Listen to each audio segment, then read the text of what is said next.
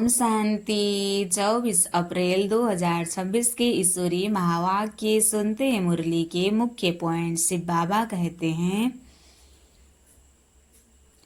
वापिस घर जाने की तैयारी। अब आत्मा को परमधाम लौटना है, इसलिए देह भान को त्याग कर अपने को अशरीरी आत्मा अनुभव करना है। ममत्व मेरापन समाप्त करना ही सच्ची तैयारी है। नेक्स्ट पॉइंट है बाबा का, जो जितना योग युक्त और ज्ञान युक्त है वही अपनी ऊंची तकदीर बनाता है। उन्नति छिप नहीं सकती, कर्म और चाल से स्पष्ट हो जाते हैं। नेक्स्ट पॉइंट, जीते जी मरना। सच्चा पुरुषार्थ जीते जी मरना अर्थात शरीर, संबंध और पुरानी दुनिया से मन को हटाकर बाप और घर की याद में स्थित रहना है। नेक्स्ट पॉइंट, भले मनुष्य दुनिया से कुछ छिपा ले, लेकिन परमात्मा से कुछ भी छिपा नहीं सकता। हर एक की एक्ट बाप से बाप दिखता है, हर एक की एक्ट में बाप दिखता है। और अब सुनते हैं महावाक्यों को विस्तार से। मुरली का सार। मीठे बच्चे, अब वापिस घर जाना है, इसलिए देहवान को भूल अपने को अशरीरी आत्मा समझो।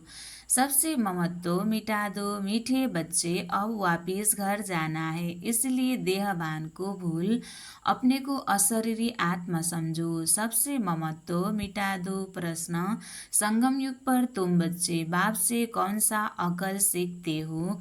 उत्तर में बाबा कहते हैं, तम प्रधान से सत प्रधान कैसे बने, अपनी तकदीर ऊंची कैसे बनाए, यह अकल अभी ही तुम सीखते हो।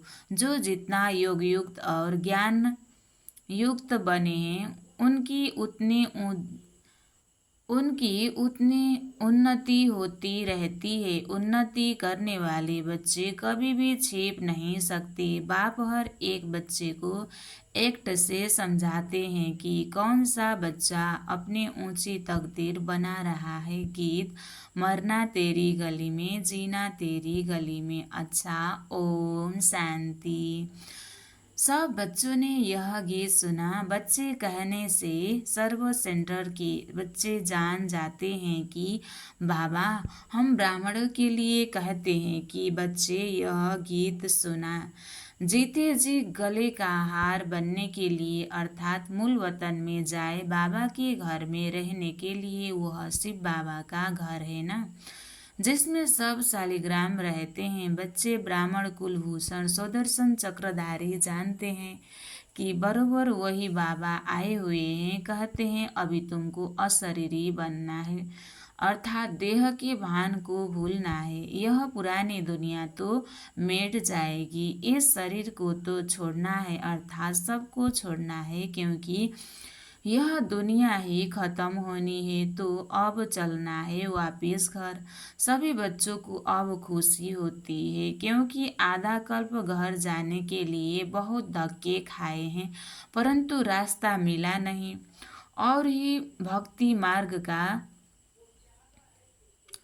चहचटा दिखावा देख मनुष्य फंस पड़ते हैं। यह है भक्ति मार्ग की दुवन दलदल, जिसमें मनुष्य मात्र गले तक फंस गए हैं। अब बच्चे कहते हैं बाबा हम पुरानी दुनिया, पुराने शरीर को भूलते हैं, अब आपके साथ अशरीरी बन घर चलेंगे। सबकी बुद्धि में है परम पिता परमात्मा परम धाम से आए हैं हमको ले जाने के लिए। सिर्फ कहते हैं तुम पवित्र बन, हमको याद करो, जीते जी मरना है। तुम जानते हो वहाँ घर में आत्माएं रहती है, सो भी आत्मा तो बिंदी है। निराकारी दुनिया में सब आत्माएं चली जाएगी। जितने मनुष्य है उतनी आत्माएं वहाँ होगी। आत्माएं उस महत्व की कितनी जगह लेती है। शरीर तो इतना बड़ा है, कितनी स्पेशल लेता है, बाकी शरीर तो इतना बड़ा है, कितनी स्पेस लेता है, बाकी आत्मा को कितनी जगह चाहिए। हम आत्माएं कितनी छोटी जगह लेती है। हम आत्माएं कितनी छोटी जगह लेगी, बहुत थोड़ी। बच्चों को यह सब बातें बाप द्वारा सुनने का सौभाग्य अभी मिला है।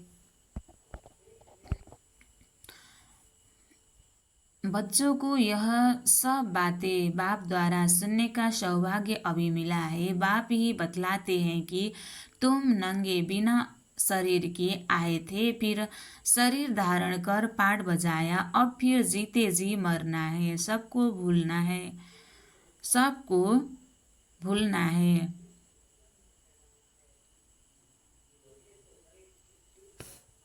सबको भूलना है। बाप आकर मरना सिखलाते हैं, कहते हैं अपने बाप को, अपने घर को याद करो, खूब पुरुषार्थ करो। योग में रहने से पाप नाश होंगे और आत्मा तम प्रदान से सत्प्रदान बन जाएगी। इसलिए बाप राय देते हैं। कल्प पहले भी कहा था कि देह से सब संबंध छोड़ मामेकम याद करो। सबका एक बाप तो वह है ना। तुम प्रजापिता ब्रह्मा के मुख वंशावली बच्चे हो, जो ज्ञान पाते रहते हो। शिव के बच्चे तो हो ही, यह तो सबको निश्चय है। हम भगवान के बच्चे हैं, परंतु उनके नाम रूप देश काल को भूलने के कारण भगवान से किसी का भी इतना लाभ नहीं रहता है, किसी को दोष नहीं देते हैं। यह भी ड्रामा में नूद है। बाप समझाते हैं कि तुम आत्मा कितनी छोटी बिंदी हो, उसमें 84 जन्मों का पाठ नूधा हुआ है। कितना वंडर है, आत्मा कैसे शरीर लेकर पाठ बजाती है। अभी तुमको बेहद के पाठ का पता पड़ा है। यह ज्ञान और कोई को नहीं है।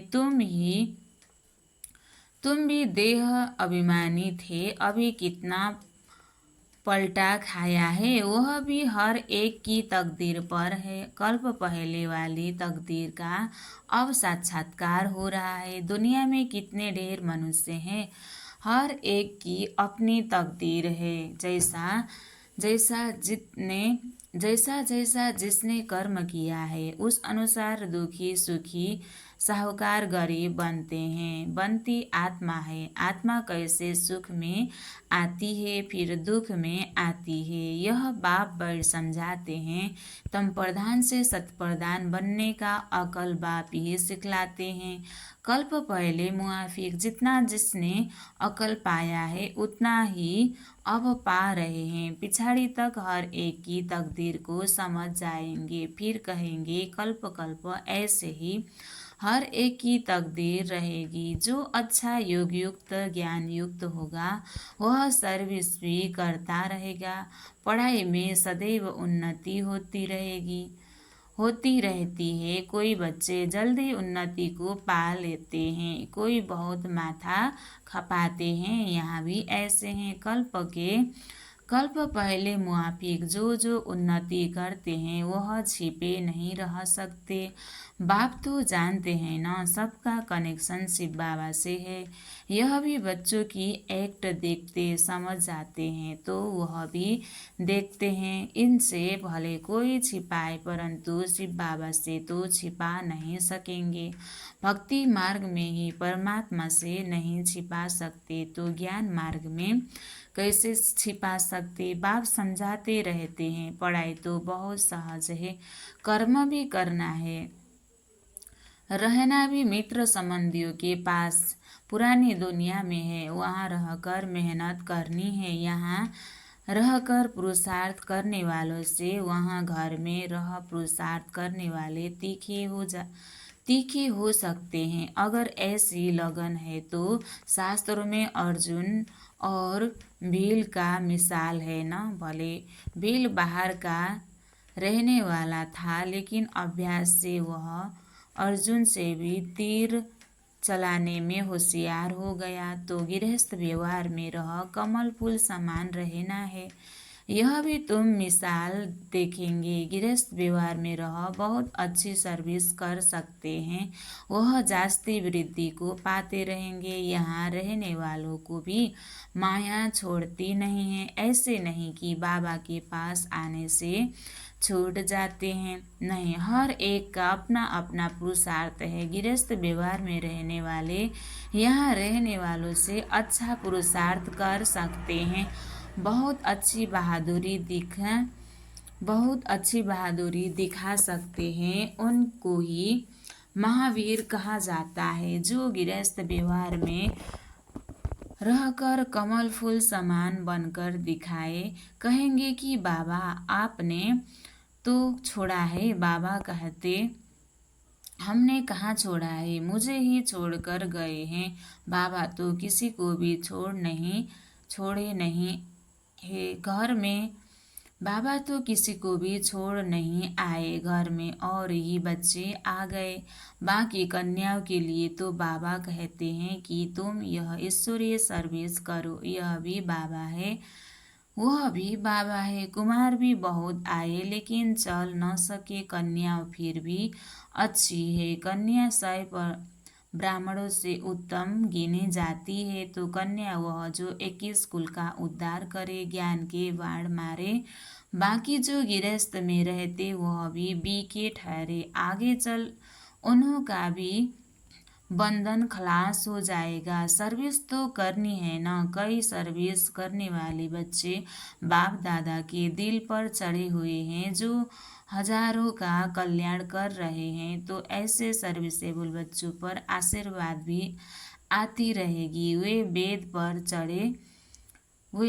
पर चढ़े रहेंगे, तो जो दिल पर है वही तख्त पर बैठेंगे। बाबा कहेंगे, आपस में मिलकर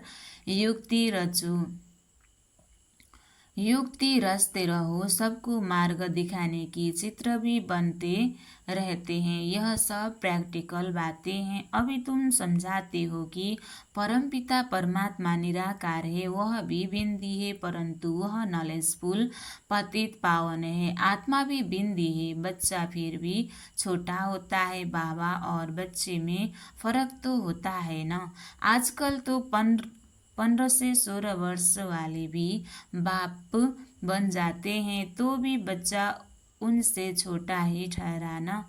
यहाँ वंडर देखो, बाप भी आत्मा, बच्चा भी आत्मा। वह है स्पिरिचुअल, वह है सुप्रीम आत्मा, नॉलेजफुल। बाकी सब अपनी पढ़ाई अनुसार नीच व ऊंच पद पाते हैं। सारा मदार है पढ़ाई पर, अच्छा कर्म करने से ऊंच पद पा लेते हैं। अभी तुम बच्चों को सृष्टि के आदि मध्य अंत का ज्ञान है। स्वर्ग में सिर्फ भारत ही था और खंड नहीं था, तो छोटी न्यू इंडिया में आपका स्वर्ग दिखाए। जैसे द्वारिका नाम नहीं, लक्ष्मी नारायण की डिनाइस्टी का राज्य लिखना चाहिए। बुद्धि भी कहती है सतयुग में पहले डीटी डिनाइस्टी का राज्य होगा। उनके गांव होंगे, छोटे छोटे इलाके होंगे। यह भी विचार सागर मंथन करना है। साथ साथ शिव बाबा से बुद्धि का योग भी लगाना है। हम याद से ही बादशाही लेते हैं, याद से ही कट उतरनी है। इसमें ही सारी मेहनत है। कईयों की बुद्धि बाहर में धक्का खाती रहती है। यहाँ बैठे भी सारा समय याद में नहीं रह सकते हैं, बुद्धि और तरफ चली जाएगी। भक्ति मार्ग में भी ऐसा होता है। श्री कृष्ण भी भक्ति करते करते बुद्धि और तरफ चली जाती है। नवदा भक्ति वाले दीदार के लिए बहुत मेहनत करते हैं। कितने घंटे बैठ जाते हैं कि श्री कृष्ण के सिवाय और कोई याद न आए। बहुत मेहनत है इसमें। 8 की और फिर 16,108 की माला होती है। वह तो लाखों की माला भी दिखाते हैं।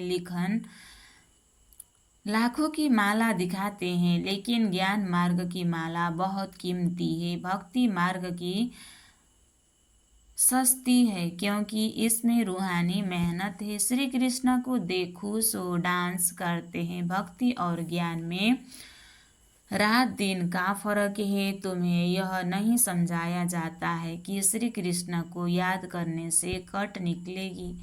यहाँ तो समझाया जाता है कि जितना बाप को याद करेंगे उतना पाप नाश होंगे। तुम बच्चों अभी योगबल से विश्व के मालिक बनते हो, यह किसी को स्वप्न में भी ख्याल नहीं होगा। लक्ष्मी नारायण ने कोई लड़ाई आदि नहीं की है। विश्व के मालिक फिर कैसे बने, यह तो तुम बच्चे ही जानते हो। बाबा कहते हैं योगबल से तुमको राजाई मिलेगी, परंतु तकदीर में नहीं है तो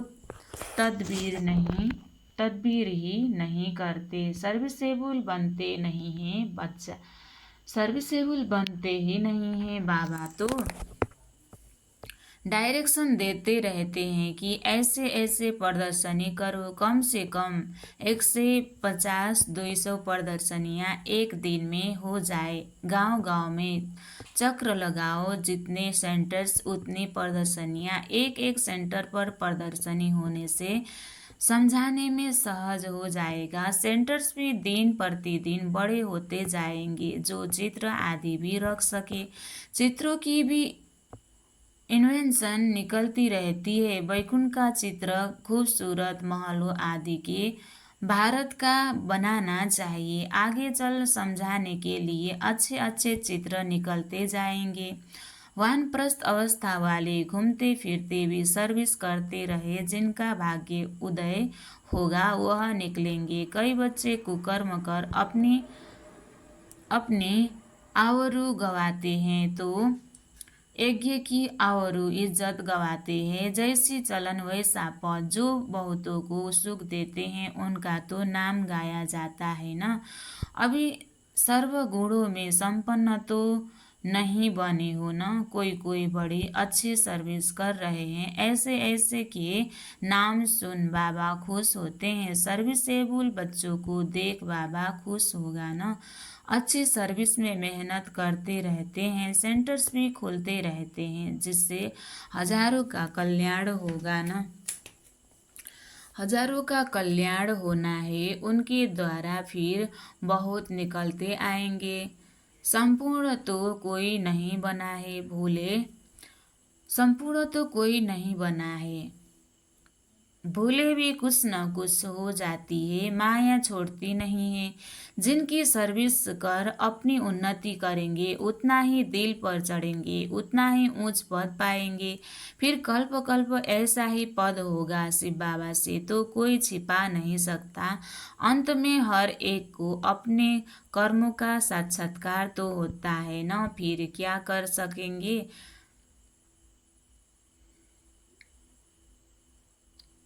जोर जोर रोना पड़ेगा। इसलिए बाबा समझाते रहते हैं कि ऐसा कोई भी कर्म नहीं करो जो अंत में सजा की भागी बने, पश्चाताप करना पड़े। परंतु कितना भी समझाओ, तकदीर में नहीं है तो तदबीर करते ही नहीं। आजकल के मनुष्य तो बाप को जानते नहीं, भगवान को याद करते हैं लेकिन जानते नहीं, उनका कहना नहीं मानते। अभी उस बेहद के बाप से तुम्हें सतयुगी स्वराज्य का वर्षा मिलता है। सेकेंड में शिव बाबा का नाम तो सभी पसंद करते हैं ना। बच्चे जानते हैं कि उस बेहद के बाप से स्वर्ग का वर्षा मिल रहा है। अच्छा, मीठे मीठे सिखलदे बच्चों प्रति माता पिता बाप दादा का याद प्यार और गुड मॉर्निंग। रूहानी बाप की रूहानी बच्चों को नमस्ते। हम रूहानी बच्चों की भी रूहानी बाप दादा को दिल से याद प्यार और गुड मॉर्निंग। नमस्ते बाप दादा, नमस्ते नमस्ते नमस्ते।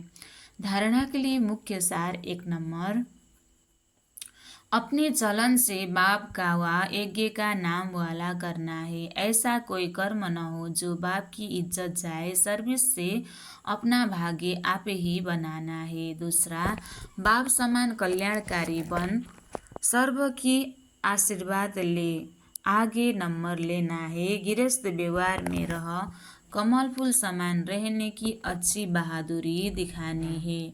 आज बाबा ने वरदान दिया है, आज बाबा ने वरदान दिया है, शतप्रधान स्थिति में स्थित रह, सदा सुख शांति की अनुभूति करने वाले डबल अहिंसक भव। शतप्रधान स्थिति में स्थित रह, सदा सुख शांति की अनुभूति करने वाले डबल अहिंसक भव। सदा अपने शतप्रधान संस्कारों में स्थित रह, सुख शांति की अनुभूति करना, यह सच्ची अहिंसा है। हिंसा अर्थात जिससे दुख अशांति की प्राप्ति हो तो चेक करो कि सारे दिन में किसी भी प्रकार की हिंसा तो नहीं करते। यदि कोई शब्द द्वारा किसी की स्थिति को डगमग कर देते हो तो यह भी हिंसा है। दूसरा, यदि अपने शतप्रधान संस्कारों को दबाकर दूसरे संस्कारों को प्रैक्टिकल में लाते हो तो यह भी हिंसा है। इसलिए महानता में जाकर महान आत्मा की स्मृति से डबल अहिंसक बनो। स्लोगन: सत्य के साथ असत्य मिक्स होते भी खुशी गायब हो जाती है। अव्यक्त इशारे: महान बनने के लिए मधुरता और नम्रता का गुण धारण करो। आपका एक एक बोल अलौकिक हो, फरिश्ते के समान हो, हर बोल मधुर हो। आपका एक एक बोल अलौकिक हो, फरिश्ते के समान हो, हर बोल मधुर हो। इस बात पर अभी अंडरलाइन करो, तब प्रत्यक्षता होगी, क्योंकि अभी तक वाणी की शक्ति व्यर्थ जा रही है। इसलिए वाणी में जो बाप को प्रत्यक्ष करने का जौहर व शक्ति होनी चाहिए वह कम है।